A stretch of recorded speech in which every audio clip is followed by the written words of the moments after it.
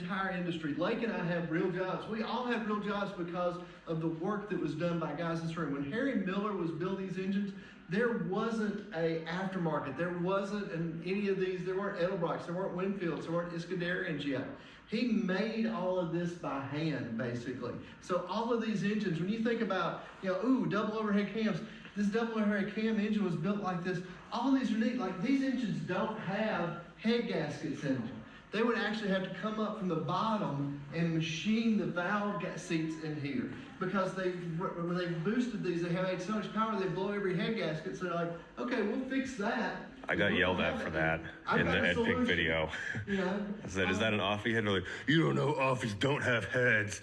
I'm like, no, sir, I don't know that. I'm not 60 years old. Here is your Offie. Yeah. That is the little 110. Here's your 270 Offie. When did they realize that maybe making the head removable would be easier to work on?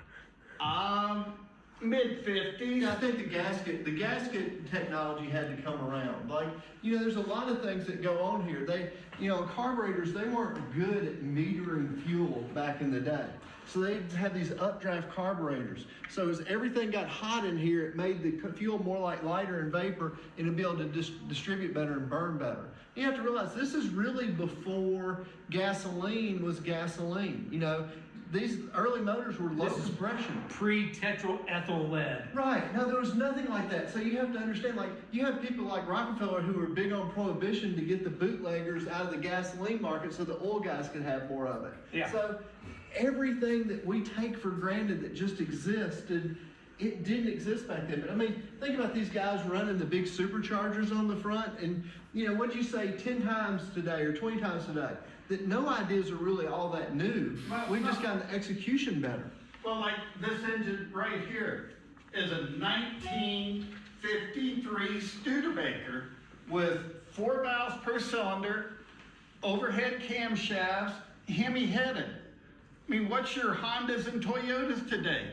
4 valves per cylinder, overhead cam, hemispherical combustion chamber. This was 1953. Yep. Right. Agajanian. That's a familiar name too. We just did the Mike Carr Museum. Yes. Yeah. Yep. The same people keep coming up over and over again. Yeah. If you look at this, check out this draft table imagine the talent it took to go in here and be able to conceive what's going on in 3 dimensions. There wasn't any CAD at the time. They weren't able to rotate anything. No rapid prototyping. They had to do this by hand. And when it came time to make it, you made a sand casting, you poured it, or you had to machine it out of billet. So these guys were, they were just so good at what they did.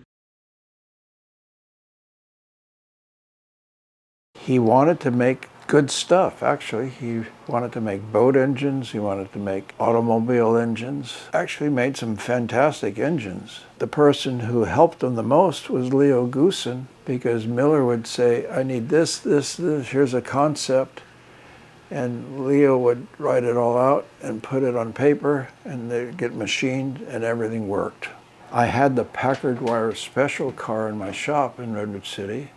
It was a Miller race car, with a supercharger on it. We were going to restore it for the owner. Right now the Packard Wire Special is in the Smithsonian. That engine was pretty cool.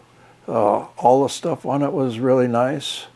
The machine work, he always had craftsmen working on stuff. Harry Miller was always going up and down, making a lot of money, losing a lot of money, making money, but he really loved what he was doing.